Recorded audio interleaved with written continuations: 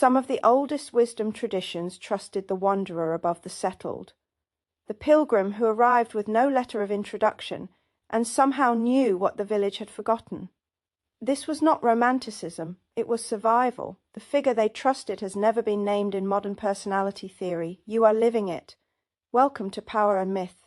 Before we name it, let me show you its lineage, because what I am about to describe is not a new archetype. It is an old one, old enough that most cultures had a specific word for it, and modern personality theory has quietly lost the thread. In 1689, the Japanese poet Matsuo Basho left his home in Edo and walked into the northern provinces of Japan. He wrote a book about it called Oku no Hoso Michi, The Narrow Road to the Deep North. What makes the book astonishing is not the journey itself. It is what Basho understood about why he had to keep moving. He wrote that the stationary mind cannot see the seasons changing. The seated monk knows doctrine. The walking monk knows time. He was not describing wanderlust. He was describing a cognitive stance. Now, travel back further. In the 5th century before Christ, a man named Herodotus left his home in Halicarnassus and walked across the known world. He went to Egypt. He went to Persia. He went to the edges of Greek memory and further still. When he returned, he wrote down what he had seen. Modern scholars call him the father of history. That is the wrong title. He was not a historian, he was a witness, a specific kind of witness, one who could only carry the knowing because he had no settled place to defend. Ibn Battuta, in the 14th century, covered 75,000 miles in 30 years. The wandering Jew of European folk legend was condemned to walk the earth until the end of days, and in the punishment there was always a hidden blessing. He would see what those in one town for one lifetime could never see. The Hindu sannyasi, the renunciant, walks away from family and settled life in the 4th stage of existence. The desert fathers of early Christianity withdrew into the wilderness but kept moving. Walter Benjamin, in 19th century Paris, identified a figure he called the flaneur, the urban walker whose perception of the city was sharper than anyone who lived inside any one neighborhood of it. Different cultures, different centuries, the same figure, a person who moves through, who observes from a position that no settled life can occupy, whose testimony, when it comes, restores something the community has forgotten. The pattern is ancient and consistent, and it has a specific internal architecture. These figures were not vagrants, they were not failing to commit, they were not running from something, they were doing a particular kind of work. The work was this: carrying perception from one frame to another, and by carrying it, keeping it alive. Notice what each of these traditions understood. The wanderer sees what the settled cannot see, not because they are smarter, because they are unattached to any single set of assumptions. The settled mind is inside its own frame. It cannot see the frame. The wanderer has walked out of one frame and into another and another and another. They see the frames themselves. They see the patterns that repeat across frames. They see what is hidden by belonging. This is a cognitive gift that only arrives through a specific kind of life. You cannot study for it. You can only live it. And here is where the history starts to become uncomfortable. Because in every one of these traditions, the wandering figure was necessary. But in every one of these traditions, the wandering figure was also exhausted. Basho died on the road. Herodotus was accused of lying because what he had seen did not match what the settled believed. Ibn Battuta's testimony was questioned for centuries. The wandering Jew of legend carried the knowledge but could never put it down. The gift and the wound are the same structure. To see what others cannot see, you must stand where others cannot stand. And standing there has a cost. You recognize this. You have always recognized this. Because this is not ancient history. This is the pattern you have been living without a name for it your whole life.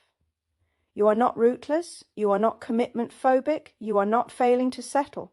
You have tried to explain it to yourself in all of those terms, and none of them have fit, because they are all the language of a culture that does not recognize the lineage you belong to.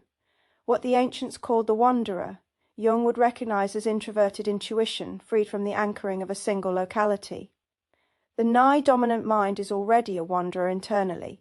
It moves between frames, between symbols, between times, without the permission of the conscious self. For some INFJs, the inner wandering becomes outer, not always geographically, sometimes between relationships, sometimes between careers, sometimes between versions of the self. The movement is the same. It is the movement of perception refusing to be anchored by one location or one identity. This is the wandering witness. It is the INFJ archetype that modern personality theory has never named, because modern personality theory was built in an age that believed settlement was health. The wanderer was diagnosed, the wanderer was prescribed routine, the wanderer was told to put down roots, and the wanderer, honest to something older, knew this was a kind of death. The wandering witness is not the seer, though they share the gift of perception. The seer can see from a fixed point. The wandering witness must move to see they are not the seeker, though they share the restless quality, because the seeker is looking for home. The wandering witness has stopped looking. They know the movement itself is home. They are not the exile, because the exile is permanently outside one specific village. The wandering witness is outside every village, and has made peace with this by making the road itself their village. What do they carry? They carry memory that moves. The settled community forgets. The community absorbs its own myths and stops being able to see them. The wandering witness moves between communities and holds what each has forgotten. They are the one who says 3 decades later what this place used to understand about itself before it forgot. They are a living archive of lost frames. And now the shadow. Every archetype has a wound, and the wandering witness has a particularly ancient one. It is the wound of testimony that has no audience. You see what the community cannot see, you carry it, you bring it back, and the community, defending its own frame, does not believe you. Herodotus was accused of lying, Cassandra was not believed. The wandering Jew carried the knowing and could never set it down. You have lived this, you have tried to tell people the pattern they were living inside. You have been told you are exaggerating, you have been told you are negative, you have been told you are too intense, and a part of you has wondered whether the problem was you, because the settled world kept telling you that it was. It was never you. It is the structural cost of the archetype. There is a further shadow. The wandering witness can become a ghost in their own life. Because you have not stayed anywhere long enough to be fully seen. There are parts of you that have never been witnessed. You have witnessed everyone. Very few people have witnessed you. This is the specific loneliness of the archetype, not the loneliness of exclusion, the loneliness of being the one who sees and is rarely seen in return. If this is your archetype, the work is not to stop wandering. That advice has been given to your lineage for 3,000 years, and it has been wrong for the same length of time. The work is to understand what you are carrying. The work is to find the very few others who can witness you back. The work is to stop apologizing for a cognitive stance that entire wisdom traditions recognize as sacred. You are not unstable, you are not avoidant, you are not incomplete. You are the continuation of a figure that every mature culture has known it needed, and that modern culture has forgotten. The road is not a failure to arrive. The road is the archetype. When Basho died, he wrote one final poem on his deathbed. He said that his dreams were still walking through the withered fields. Even in dying, the movement did not stop. The perception did not stop. The witness did not close. You come from this. You are this. The fact that you have never heard this archetype named before is not because it does not exist. It is because the modern world lost the word for it and has been diagnosing its carriers ever since.